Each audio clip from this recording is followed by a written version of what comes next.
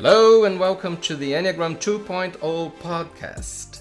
I am Uranio Pais. And I'm Beatrice Chestnut. And today, what is our theme, Bea? Today we're talking about the Enneagram's 3 centers of intelligence. Yes, we are 3-brained beings, right, Bea? Right, yes. Most people, especially in the West, think of humans as having 1 center of intelligence in our brain or our heads. But actually, according to the Enneagram system, we have 3 centers of intelligence. 3 ways of processing information from the outside world. 1 brain in our head, 1 brain or center of intelligence in our heart, and 1 in our body or our belly. Yes, and even if we think about the brain itself, it has 3 big parts to it. The reptilian brain, which is more connected to the instincts, the limbic system, which is more connected to emotions, and the neocortex, which is more connected to thoughts, right, Bea? Exactly. So the 3 parts of the brain correlate to these 3 centers of intelligence in different parts of our body. In addition to this, research recently has found that we actually have neural cells in our guts and our hearts. Yes, that's quite interesting. Yeah, and memory even is not only, cognitive. Our body stores memory of all kinds, and our hearts, and we use it a lot to work with traumas and different things. Now, it's also curious, Bea, you sometimes talk about it, that everything on the Enneagram comes in threes. Right. We always need to think of 3 forces operating. So 3 centers of intelligence, and what else? 3 types within each center. Yes. And for each type, there are 3 subtypes. So there's actually 27 types. But I always like to start with 3 because 3 is a little bit easier to understand than 9 and 27. So even though we talked about the 9 types in our last episode, we're going to talk a little bit about the 3 centers of intelligence today because sometimes I think they're not as fully understood as they might be.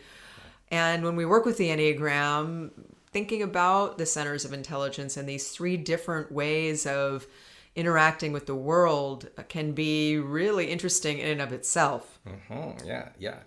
Well, before we go on with this, I just want to mention that the Enneagram comes in 3s, as we said, because we need to integrate all 3 forces that we are talking about. So the deeper meaning of the study of the centers of intelligence is to allow all of us to be able to operate with all 3. So it's not only about defining what your dominant center of intelligence is, but also helping you open up access to the other 2 centers and finally become a 3-centered person.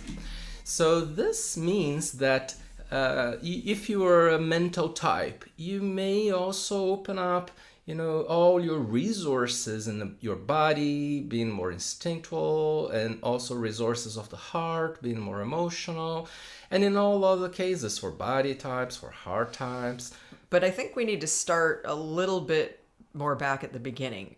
I think people who are new to the Enneagram may not understand what these centers are and how the types are oriented. Yeah. And as you need to know that in our dynamics here, Bea and I, Bea sometimes translates me in 2 ways, both in my funny English and also in things that I tend to go deeper. Perhaps. Yeah, and it's our type biases, and maybe you're seeing right now or listening to an example by me on how I might become overly mental. Yes. And how Bea can become very empathetic with you who's listening to us because of her heart center dominance. There are the centers happening in action right now. Right now, yes. We are always very good examples to show you actually not only good things, but our own biases. Right. So to start off with, we all have all 3 of these centers functioning in us if we're alive. We all have a head center that we think with, we all have a heart center, and we all have a body center. However, when we come to identify with a personality early on, when we, adopt a personality to survive in the world, we, by definition, get out of balance. And so we end up coming more from one center than the other two. So as we said, I'm a heart type, I'm a 2, and so I live more from my heart center than I do the other 2 centers. And there's a lot about the Enneagram of personality that's about understanding how we're out of balance and not fully in touch with a whole or more higher, complete self that we could be, which is, of course, the growth work associated with the Enneagram. I like what you're saying, Bea, because, it's archetypal that we all develop a dominant center and sort of disconnect from the other two. So there's no point in self-blaming, Right. and thinking that we are essentially wrong. And actually blaming doesn't help at all in the development, right? No. Guilt and so on. So it's important to understand that all of us come to this state, and only when you come to this state of using only one of the 3 brains or 3 centers, we will be able to later open up the other 2. Right. The first step in the Enneagram work is always self-observation. So it's about understanding and observing how you operate in the world. Like, for instance, for me, at one point when I was younger, I asked a friend for some feedback. And one of the things he said to me was that sometimes he thought I could be a little too emotional. And I was really surprised by that because I've always been pretty mental. I grew up in a context in which education was really valued. And so I think I developed my intellect quite a bit. However, when he pointed this out, I really realized that actually a lot of times I was overly emotional. And of course, I was sensitive and emotional at hearing that, but it was helpful because I came to see in observing myself how sometimes when I thought I was thinking objectively or just analyzing a situation, what I was thinking about was actually really colored by my emotions in really big ways. Yes, it makes sense for a heart type, and even the first reaction of feeling surprised with that may have been emotional. Right, feeling surprised and also maybe, if I'm honest, a little bit hurt and it, like feeling criticized. And I think one of the aspects of being a heart type, and especially a 2 like I am, is that I can be easily hurt by things. And that's a kind of oversensitivity that can come along with being a heart type, being centered in my emotions. Yeah, so I can also share one example of myself with you who's listening, just to see how different I may be from Bea as a mental type. So in my teenage years, I had that girlfriend, and I decided to break up with her.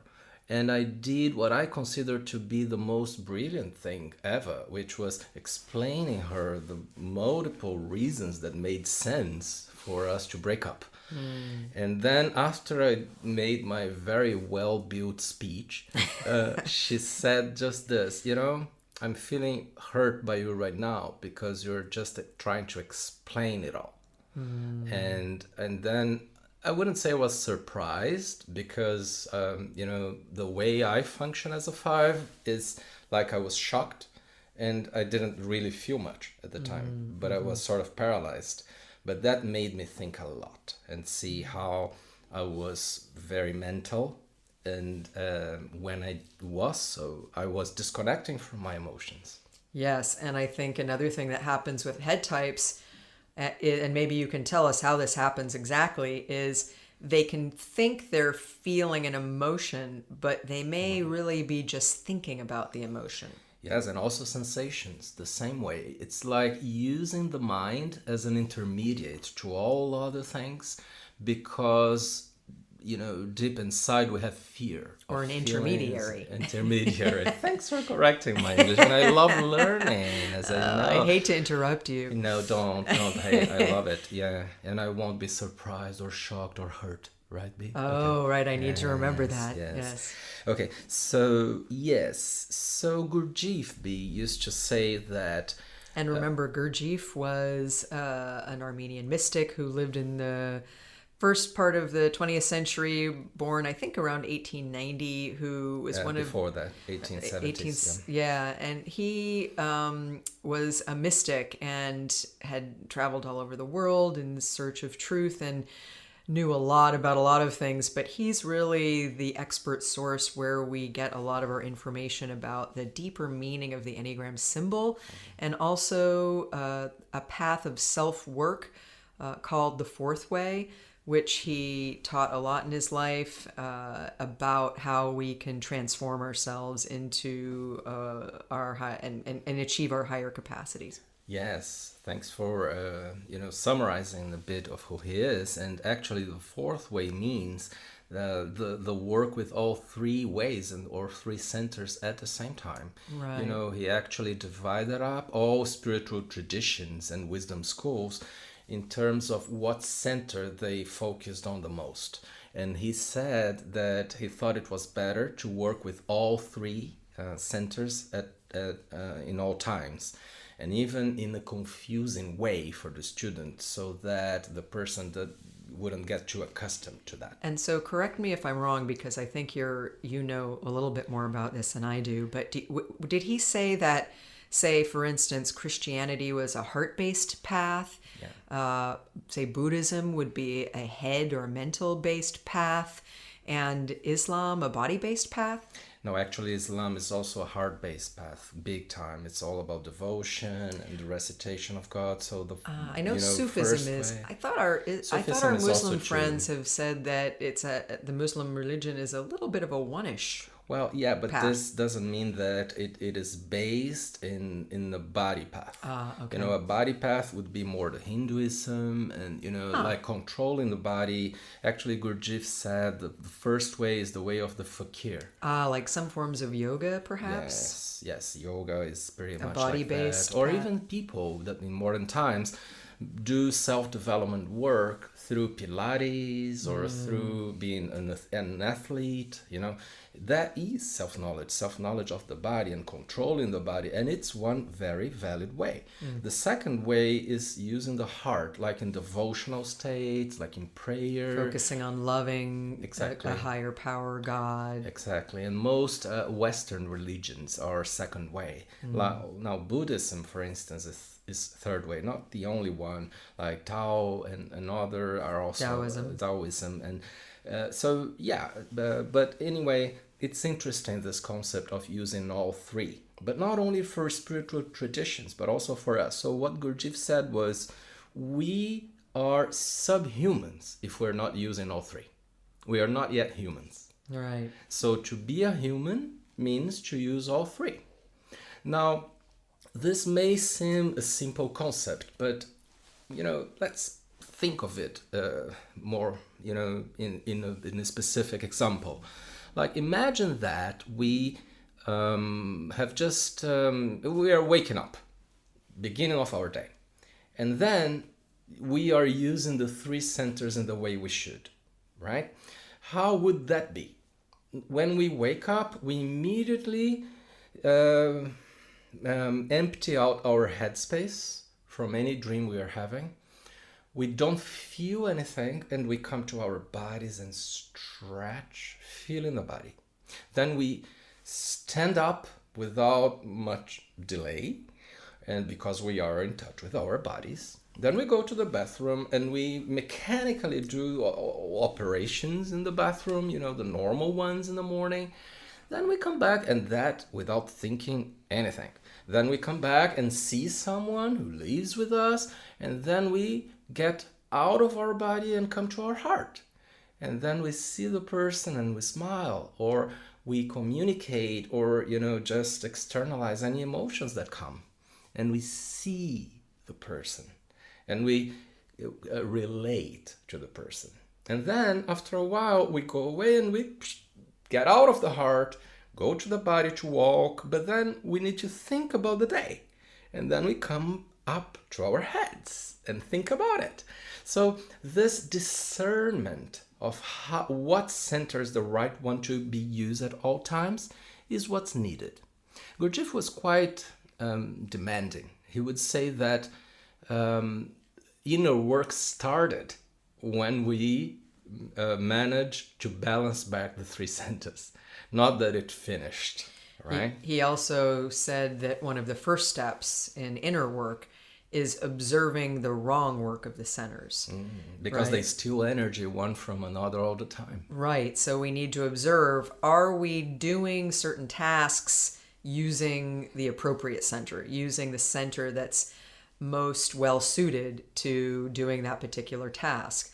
Like you sometimes give the example of driving as being a task that's best done from the body center or the Yes. movement center.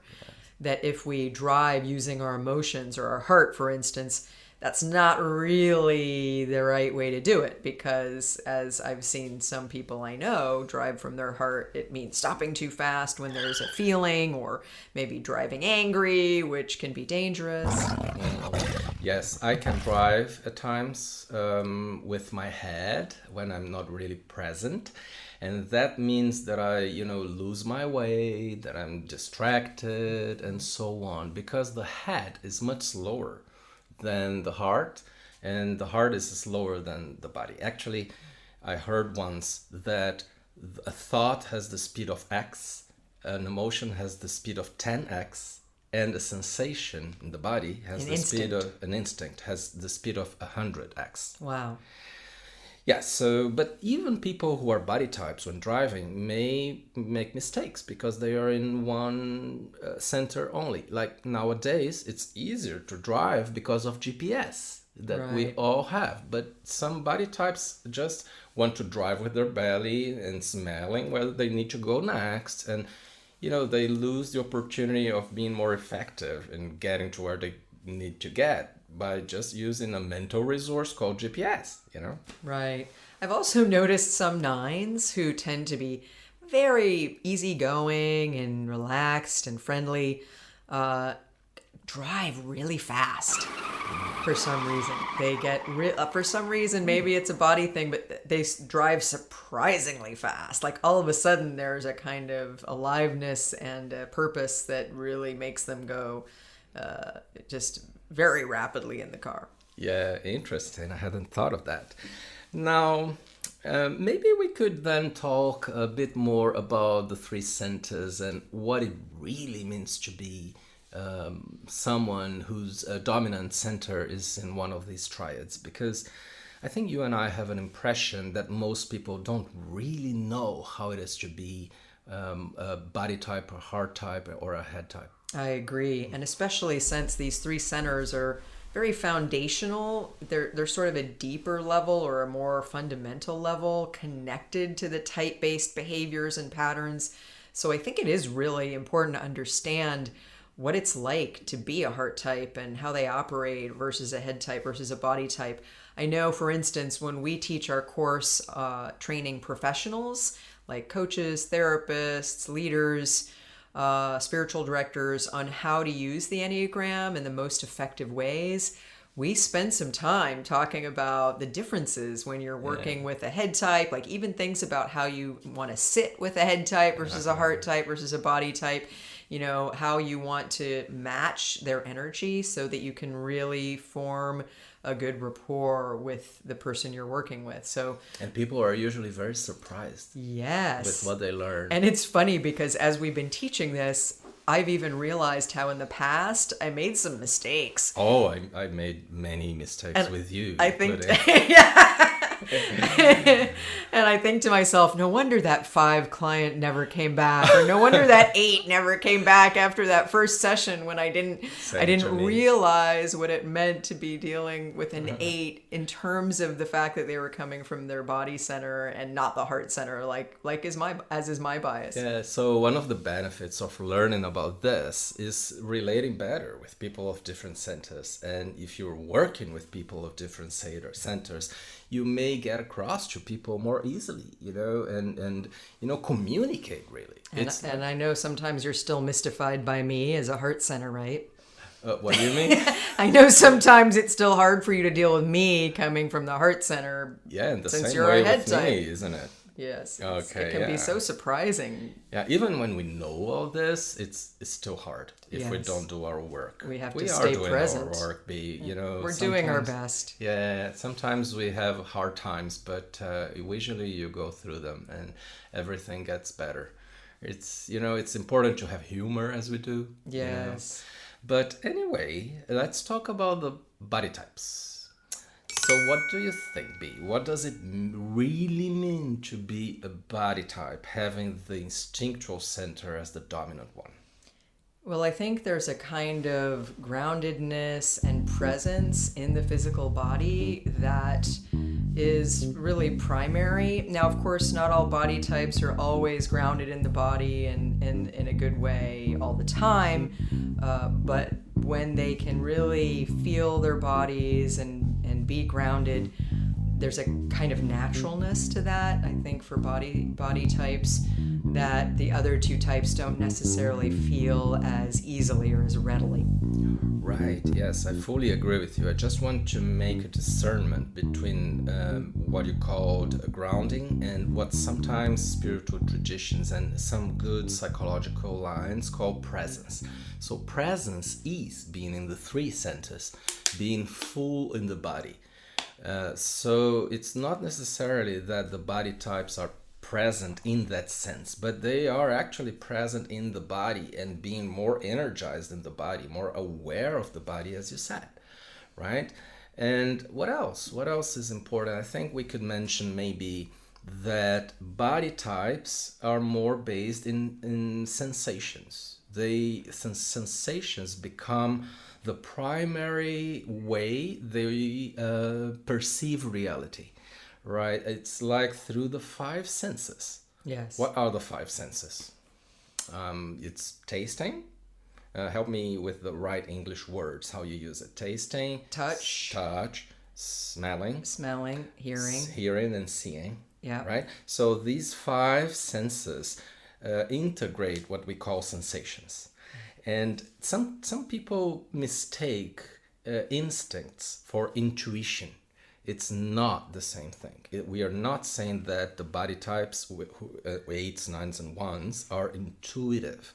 The difference is that instinct is more a spontaneity of the body, while intuition is a spontaneity of the soul. It's the sixth sense, right? So it's not the sixth sense here. It's the five senses. Now, the body types, they feel those sensations first, and then they get access to emotions and to thoughts next. So it's actually about the order of the factors here, what we use first, how information is coming into us, what is the gateway. Right. Yeah. I think for body types, it's also about experience as opposed to, say, emotion or thought. A friend of mine who is a 9, which is a body type, says when he's trying to make a decision, it can be very hard for him. Making decisions can be challenging for 9s, and he'll go back and forth in his head. But if he said if he can experience one option or the other, then he can know very quickly. Yeah. So he might give it a try. What would it be like to actually have the experience of making one choice versus the other? And once he allows himself to have that sense almost sensorial experience, then it becomes very clear to him very quickly. That's a very good point. Yeah. So body types can't just understand something from a head perspective or feel like they want to do something, which would be the heart space. They need to go do and try to see what's happening. It's like, touching with their hands, So this is quite important. It's, I think, what you're calling experiencing, right? Yeah, so I think, B, that the most brilliant definition of instinct that I've ever seen was by my daughter when she was extremely young. Like, I think she was 5 or 6 years old.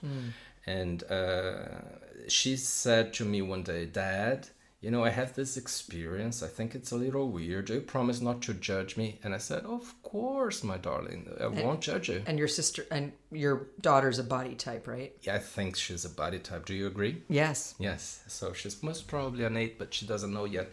Then she said that the experience was that inside her belly, she felt like there was a tube, like a test tube. Is it the name? In Yes. English? Yeah, test tube. And that when something right was happening, that tube would fill in with green light. Green color. Green color. And when something was wrong, it would fill in with red color. Interesting. Like a traffic light. And she gave me an example of when she was doing a test at school.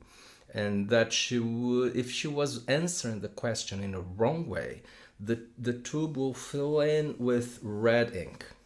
But what she told me then, that shocked me, was, and I think this is crazy, Dad. I can't talk to the teachers about it, and I'm afraid even to talk to you about that. And my reaction was, can you teach me how to do that? That's the most brilliant thing I've ever heard. It is brilliant. Because actually, we don't really value and we don't understand. And as a society, we undervalue quite a bit the instinctual intelligence, which is exactly what she said. It's a knowing through the sensations. And she was talking about something she senses inside her body, and she visualizes, she even smells it, so it's a way of knowing that's very direct and at least as important of the head knowing and the heart knowing. Yes. But we don't talk much about it. In science, for instance, we've been talking forever about the mental space, the cognitive intelligence.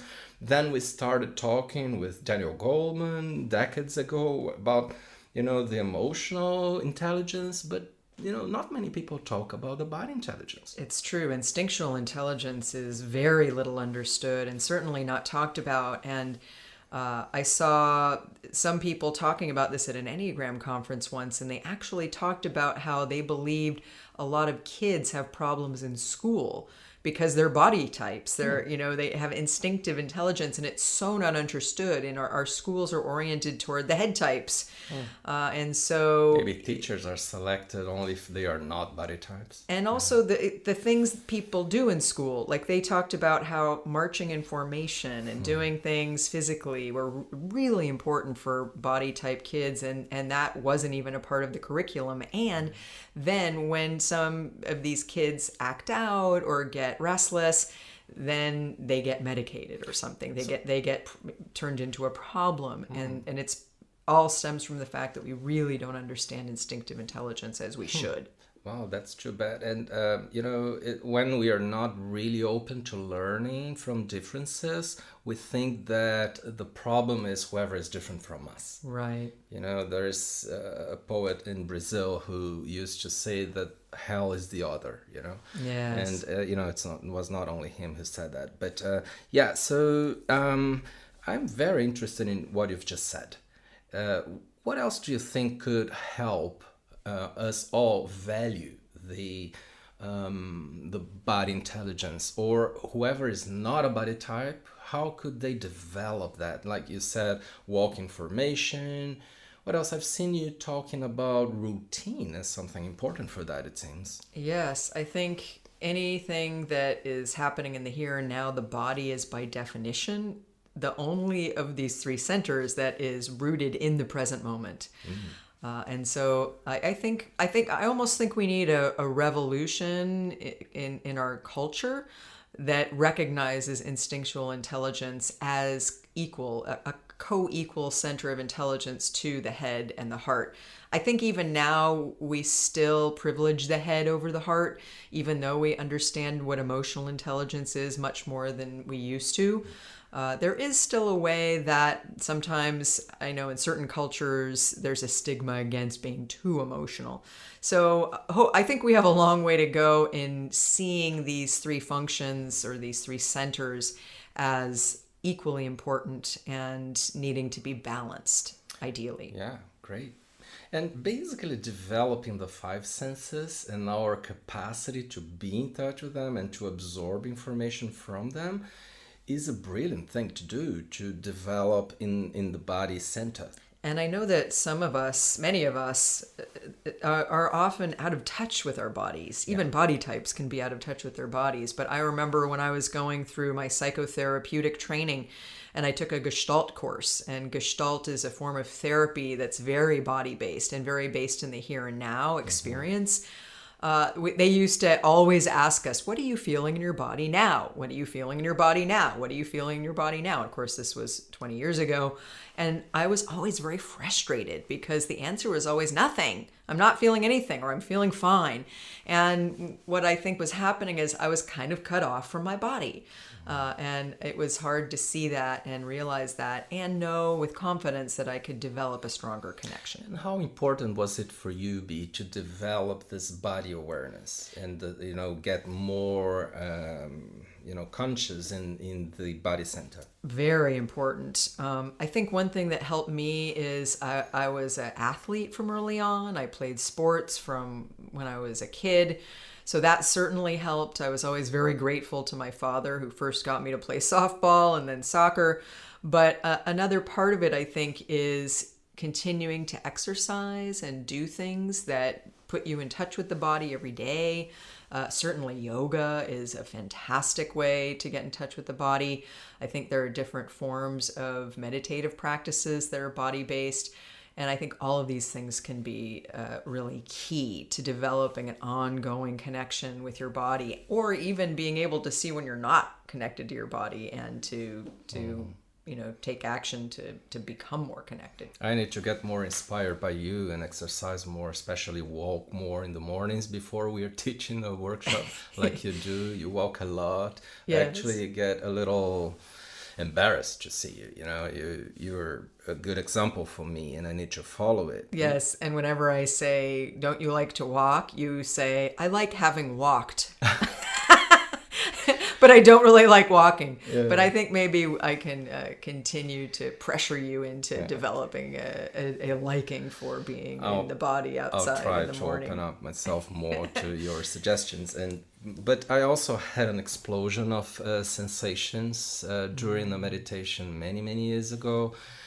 15, 20 years ago. And that made a huge difference in my life. Yes. Now, in my case, for instance, I am a 5 and therefore a head type, and I develop the sensations next. Mm-hmm. But the emotions are something that I've been opening up more and more in more recent years.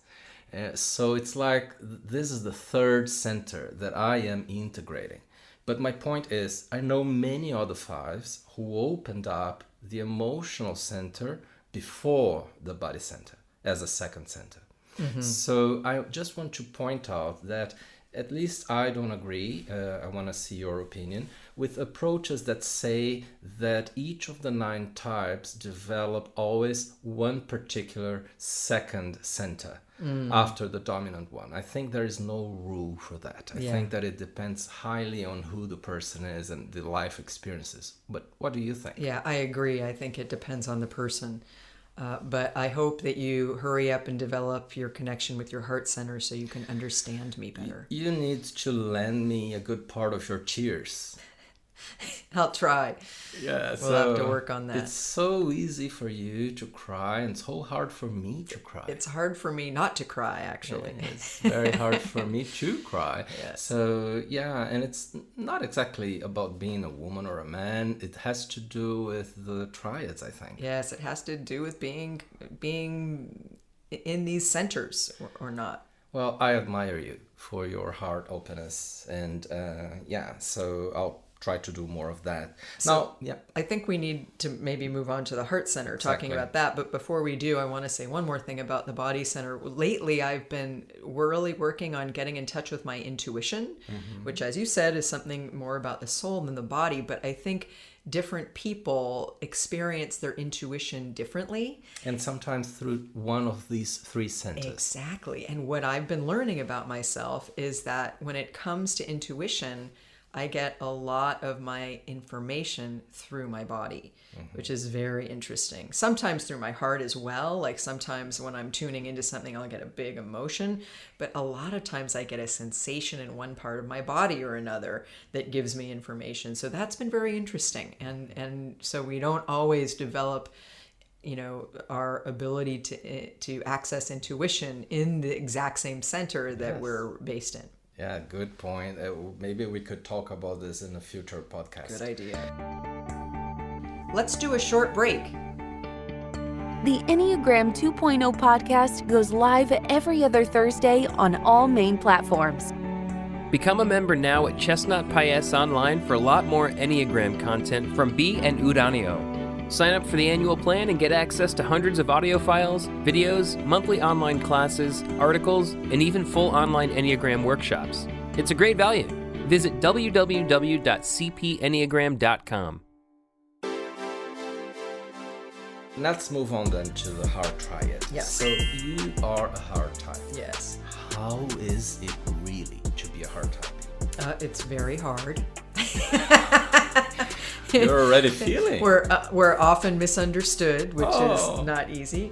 I think it's just, I wasn't always connected to my heart in the way I am now. So we need to say that. I think part of developing generally for all of us is even getting more access to the center that we're already based in. Yeah.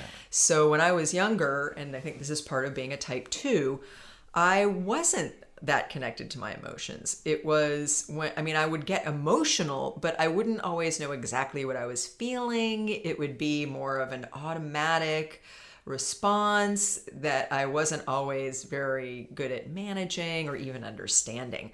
When I first got into therapy, when I was, late 20s, early 30s, my therapist would say to me, like therapists do, "What are you feeling now? What are you feeling now?" And often my answer was, I didn't know. And so the early years of my therapy, I think, were all about me getting more connected to my emotions. Now, again, it doesn't mean I wasn't coming from my emotions. It just was I wasn't always accessing my emotions in a clear or coherent way. But over time, as I worked on this, I became more able to label my emotions and understand what I was feeling in the moment. And now I would say many years later, I'm very emotional. I usually understand what I'm feeling pretty well when it happens. And now it's really about managing my emotions. I'll know when I'm angry. I'll know when I'm sad. Sometimes I'll be having a big emotional reaction and I have to sort out if there's a combination of feelings in there. But I would say I'm generally very emotional, and I experience a lot of life through either my emotional reactions to things or my avoidance of things based on wanting to avoid, say, feeling bad. Right, yeah. So I think, correct me if I'm wrong, I think that you're referring to some specific things for type 2 within the heart triad. Because it's easier for them to be in touch with other people's emotions than with their own. Yes. Right? And another thing is, although you were not much in touch with your own emotions in the beginning, I know you're very much so right now, you were already emotional in general, right? You've always been emotional, yes, but not necessarily in touch with your own emotions. Is this correct? Is this a good description or not? Well, I would say not always having a clear and coherent connection to being able to say what I was feeling in the moment and describe it accurately. But were you emotional in the inside, at least? I would say, yeah, I would have a big emotional reaction, but sometimes it would take me by surprise, or sometimes if you asked me what I was feeling and why, I wouldn't know. So I had to work to almost develop a stronger connection between my consciousness and my emotional responses, let's say. Makes sense. Now, I get really surprised at times about some capacities that heart types like you have. And I want to start talking about them. It's hard to describe them, but then maybe you can explain this more. It's like, it's not cognitive at all. And you heart types have this capacity of feeling whatever anyone else in the room is feeling. And only by the person getting into the room. It's like there is an antenna in the heart that goes inside the other person's heart and just feels what the other one is feeling. It's obviously a very differentiated capacity for empathy, but it's also a capacity of the heart of tuning into other people's feelings. Depending on what the heart type is, among 2, 3, and 4, then there is an adaptation happening, like to match the other person's feelings, but not necessarily. It's just a heart's knowing. And it's very quick, and it happens all the time. You don't even need to know the person much, although it may help if you know the person. Have I described it accurately? Can you explain us this mysterious thing? Mysterious for a non-heart type. Yeah, I mean, I think it's mysterious for us too because it happens without us thinking about it. It's very automatic. And again, part of what's interesting about teaching this to people is we've had to think about it more, something that's usually very just unconscious. But I would say, for me, the way I would language it, and one of the things I've noticed when we teach the 3 centers is using different language kind of gives a more accurate sense of what's happening. The way I think I would experience is it feels like reading people, almost energetically reading people. Now, you're reading the emotional state, but for instance, sometimes I'll have a sense immediately of someone who likes me or doesn't, someone who's open to me or not, someone who I can read how they're feeling or not.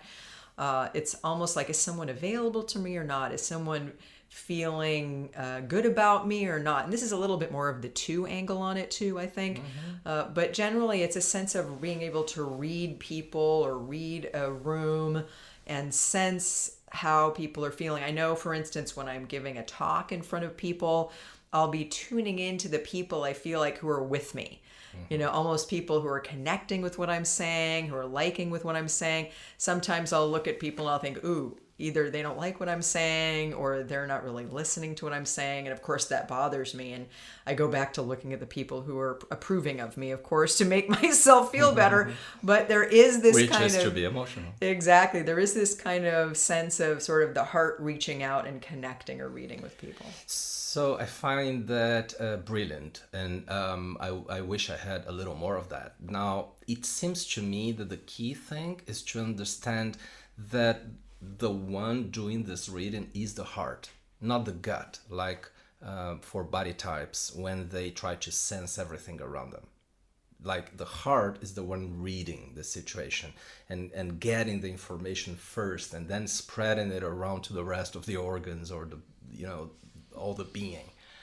Does this match your experience? Like the heart is the one managing this whole thing? Yeah, and it doesn't even feel like it's involving any other parts. It's not spreading the information. It's just it's the organ that is handling the whole thing. And that is very, very, very different from body types and from head types. Now, I have one more question for you before we talk briefly about how people of all types can develop the heart capacity. Now, my question is, you have described in your books, in your work, something that I really appreciate. You say that the core emotion for heart types is sadness. Yes. And this is new. Up to your book, authors used to say different things, shame or whatever, image, or just not, or just feelings. Feelings, yeah. So tell us about it. So I really strongly believe that the core emotion of the heart types is sadness. Of course, the core emotion for the body types is anger. The core emotions for the head types is fear. And it's sadness for the heart types. I think it comes from the work of Oscar Ichazo, who is the person who is the source of all the Enneagram information in the modern era. That's what he said, that these are the 3 emotions. But also I believe that sadness is generated in heart types from an early experience of not being seen and appreciated for who you really are. I think we heart types get a message, and again, kind of subconsciously received from the people around us, that we're not really loved for who we essentially are, for our true self, but for what we do for people or how we present ourselves. You know, for twos, they kind of get the message it's for when you're supportive of other people, or when you're doing things to please others or give to others, that's when you get rewarded. For threes, I think it's about when they achieve things, when they perform well, when they're productive or effective or accomplished, they get the love. And for fours, I think they have a sense of it's when they're seen for who they uniquely are. And that's why they're often driven to self-express, or they want to be understood because they want to stand out a little bit. They want to be seen as being unique or special.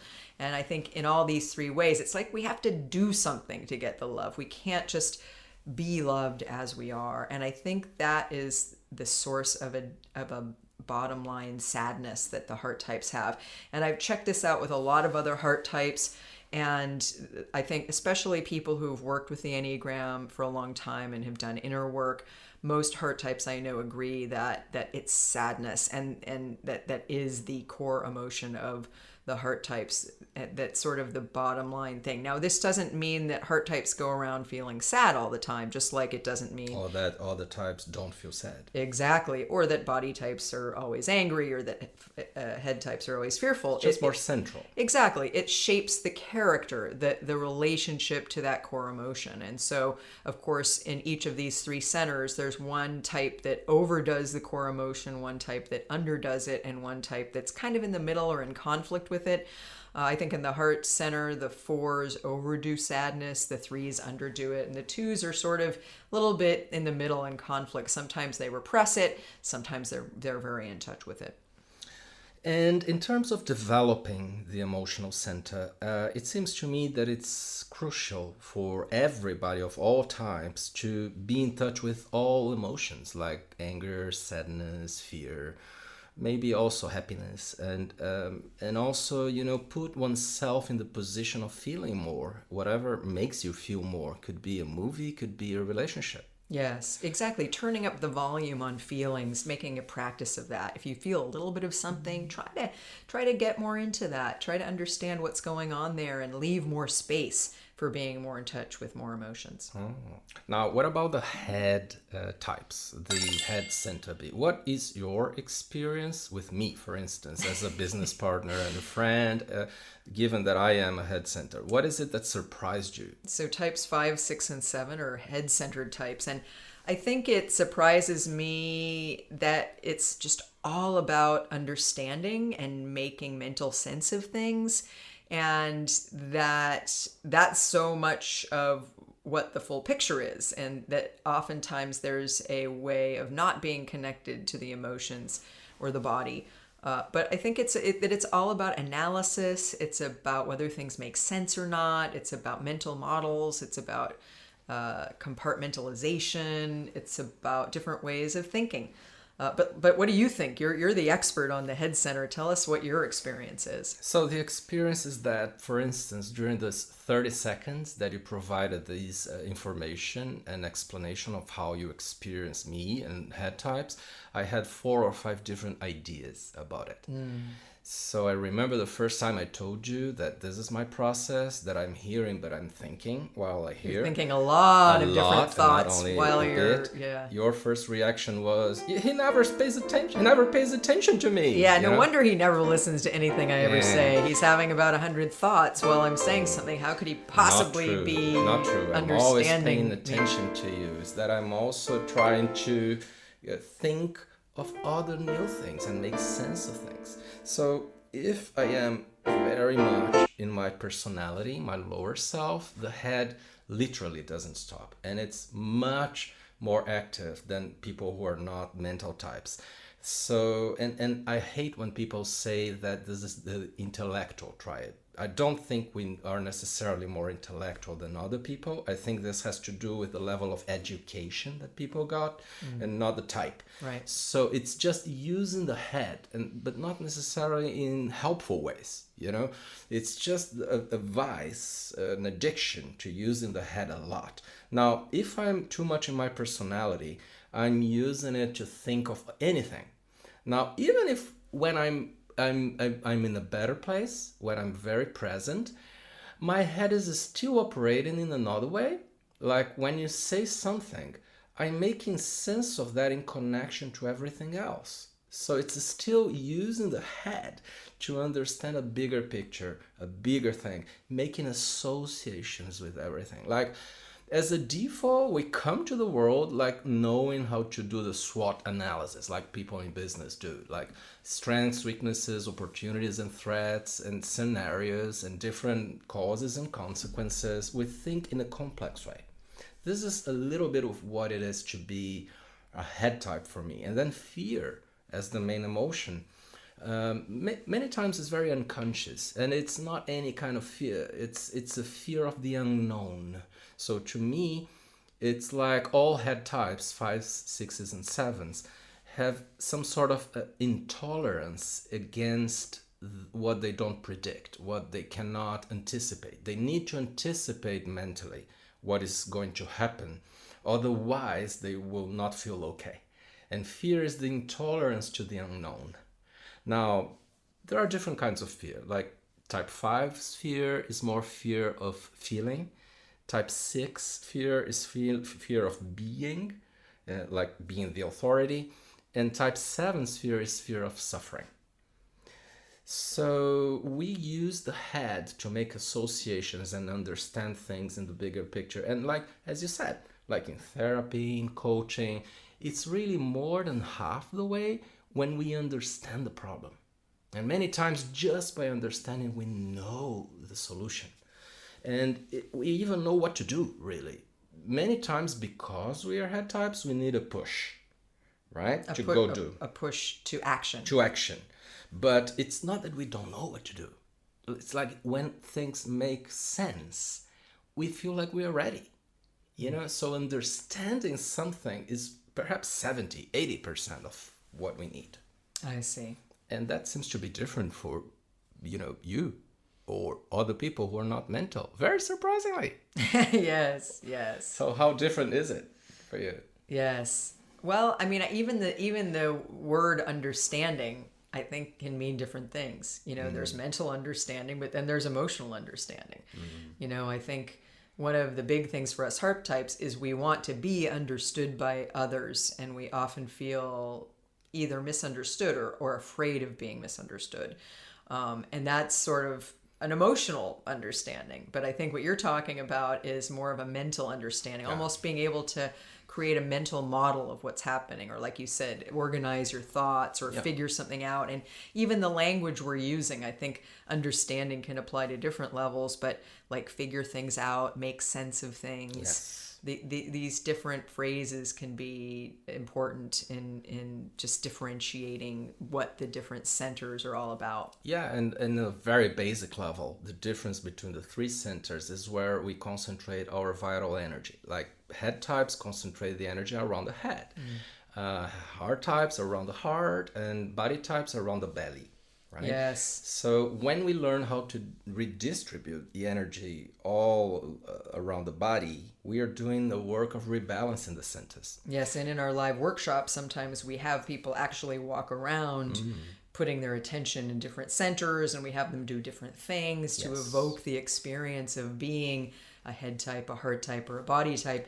And it's often very funny for people to experience what it's like to be in a different center than they're in. Like I remember when I first would walk around trying to have the experience of a head type, I would get a headache or feel dizzy or like I was going to fall over. And people have different experiences when they kind of try to get into a different space than they actually live in every day. And that's development. That it's not easy, but it's possible. Exactly. And trying or having a new experience can be really eye-opening in terms of having a sense of what the different experiences are depending on what type you are. And then finally open up all three at once. Yes. Now, one of the ways to develop the mental energy is just by doing mental stuff. Could be reading news, and I see many types that avoid doing that are not mental, because either they don't like, but sometimes they come with an excuse that they don't feel well to read so many bad things. Right, it makes them feel bad to know what's going on in the world. Or they feel too much when they read, Yeah. So that's something that you can do if you want to develop the head. And by the way, Bea, I think that self-help literature and, some recent work on, whatever self-development line we're talking about has somehow demonized the head. It's like we need to develop the heart only. And it's not true. People who are not head types need to develop the head space. Yes, and that makes sense. And I think our society, especially in the West, has been so head-centered for so long in ways that I think have been very unconscious and not very seen. So it's a pushback. Yeah, it could be a pushback, a backlash to kind of finally realizing, wow, we haven't really been honoring the heart or the body at all, and our education system is completely determined by teaching to the head. Right. But even things like, doing crosswords, Sudoku, or whatever, or just talking, promoting discussions with other people can be useful to develop the head. Yes, and certainly as a heart type, it's been important for me to learn to be more objective, meaning taking the emotion out of it, and that's something that many head types can do quite easily, which is hard for me to do. Bea and I decided to include this session called Top 5 at the end of each of our podcast recordings. We want it to be a fun and light moment in the recordings. It can be top 5 anything related to the Enneagram. Like today, we are going to talk about the top 5 friendliest Enneagram personality types. It can be friendliest also in the sense of happiest, but it's mostly coming across as being friendly or being perceived as friendly. Now, sometimes we are going to discuss not only types but also subtypes in here. Like we can say sexual 9 or social 9 instead of 9 only, or not. It's our choice and it's very free. Now, if you don't know about subtype, don't worry, because you will learn about this as we record more podcasts, and this session might be useful for you also in this sense. So, what is your number 5, Bea? 5. So my number 5 person and when we say in personality, I think what we mean is before they've done a lot of inner work, let's say, just the basic personality. Yes. This is the sense of friendliness. So for my number 5, I put self-preservation 4. And this is a 4 that is a little bit different than 4s sometimes get stereotyped as, in that it can be a bit of a sunnier 4. It's a 4 that internalizes some of their emotions and usually puts on a happy face. So they can be pretty sunny and friendly and trying to do the right thing. So I put self-preservation 4 as my number 5. What about you? So I was in a doubt between 5 and 4 here, which one to put in number 5 or number 4, but I ended up having self-preservation 6 on 5. This is one particular kind of 6 that comes across in a very warm and friendly way, just as a strategy to avoid problems with anyone outside there. Self-preservation 6s are usually smiling, or they tell jokes, or they're just nice people, and they come across as being friendly. And it's a coping strategy for dealing with fear, right? Yes. Because they look for protectors and allies and friends so that they won't feel so alone and afraid, and so they tend to be warm people. In fact, the name for self-preservation 6 is warmth. Yes, and most of these cases of the most friendly ones, maybe, what they need to develop, one of the things is to get more in touch with anger. These types tend to be a little less in touch with anger. Are we perhaps. saying it's not good to be friendly?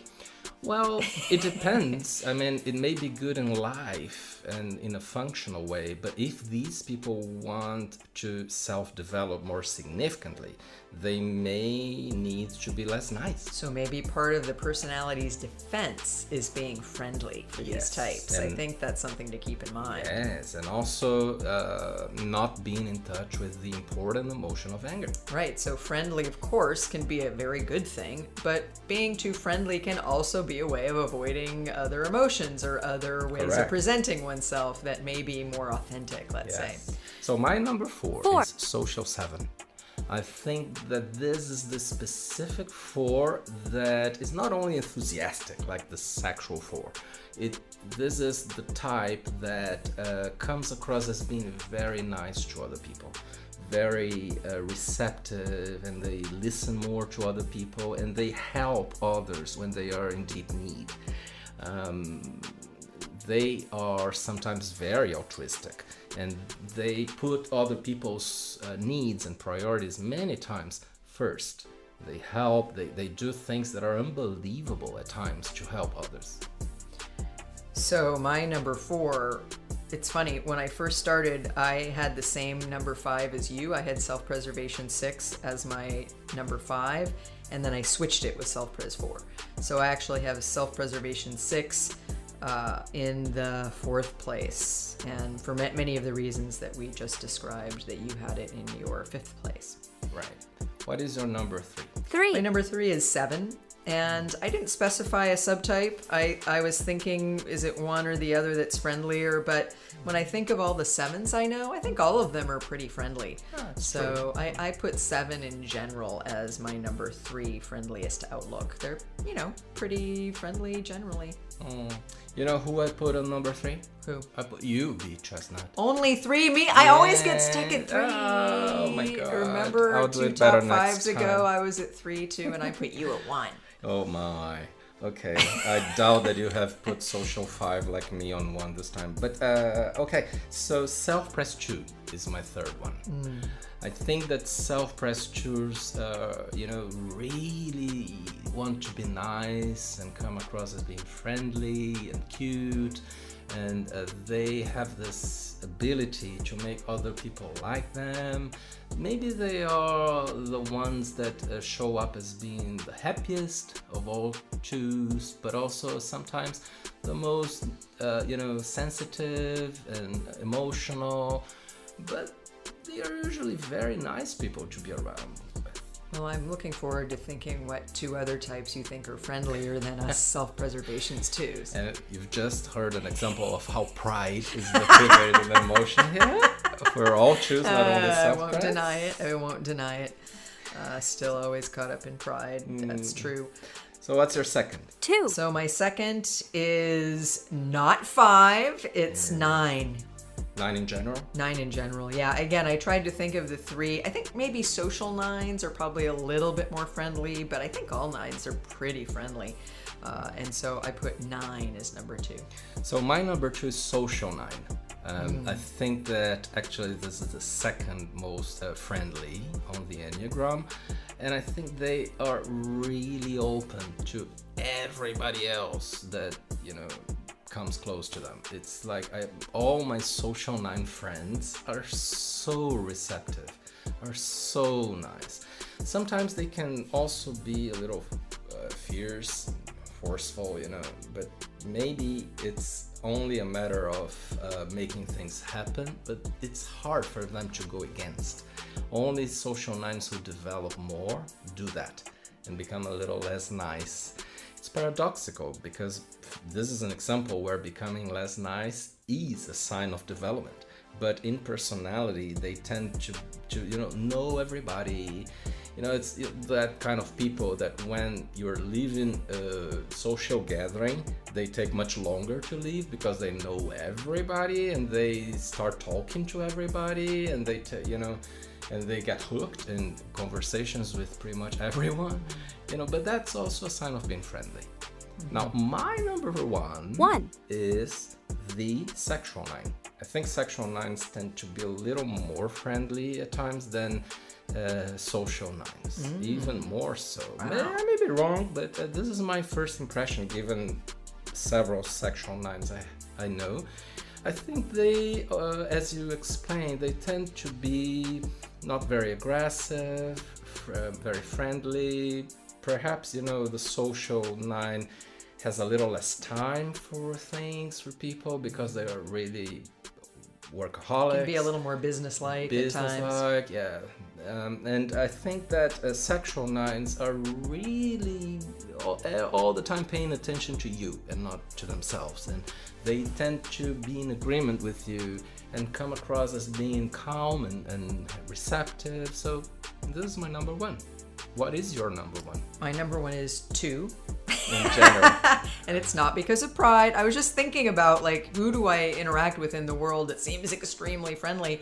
And it's often when I meet other 2s. And I actually put self-preservation and social because I think social 2s fall into 2 categories. Yes. I think some social 2s are among the friendliest people ever. They're just very effusive and outgoing and very attuned to other people. Other social 2s I think can be a little more tough, a little stronger, a little bit more ruthless, or maybe at some times. So not all social 2s, but some social 2s and some self-preservation 2s. I know self-preservation 2s tend to be very charming and outgoing, and I'm not just talking about myself, but wanting to make a good impression and very pleasing. And so I kind of put both. I find 1-to-1 or sexual 2s to be a little bit more remote, I would say. Sometimes they tend to be a little more focused on 1 or 2 people, and not everybody gets the super friendly treatment, although certainly some sexual 2s are extremely friendly. So basically you are saying that you are the friendliest of all people you know. Well, I have to say, this is not really fully a pride thing, because I don't necessarily think friendly is being, because sometimes when I meet 2s, to be really honest, and they're super friendly, I think, wow, that person is really out of touch with their anger. It's almost like they're, it's a little bit like self-preservation 1 can be super friendly in reaction formation, or, the defense mechanism of type 1 to not feeling how resentful they are. I think sometimes 2s can be that way. It's like they're almost too friendly, and I always think, there is something going on in that person they are not looking at, because if they could get more in touch with their resentment and anger, or even sadness, they probably wouldn't be quite so friendly. So I'm not necessarily saying this is always a healthy thing, but I find that 2s... I think you may be right. I think they really come out to meet you, It's like they're really... And 2s, different from 9s, they go towards people. Like, they are more proactive. Exactly. Right? They're really active in doing things for you. In fact, we're staying right now at the home of a lovely 2. Yes. We are in Egypt right now, by the way. We are in Egypt right now, and she is doing a lot for us and incredibly generous. And it seems, very healthy in her case, but just a very friendly presence from the moment we walked in. Yeah, this is Hazel, a friend of ours here in Egypt. Yes. Okay, Bea, I love talking to you. And you who listen to this podcast, we definitely hope that you got a lot from it. And stay tuned on the Enneagram 2.0 podcast. Please click on like to help spread the word about our podcast. Thanks for listening.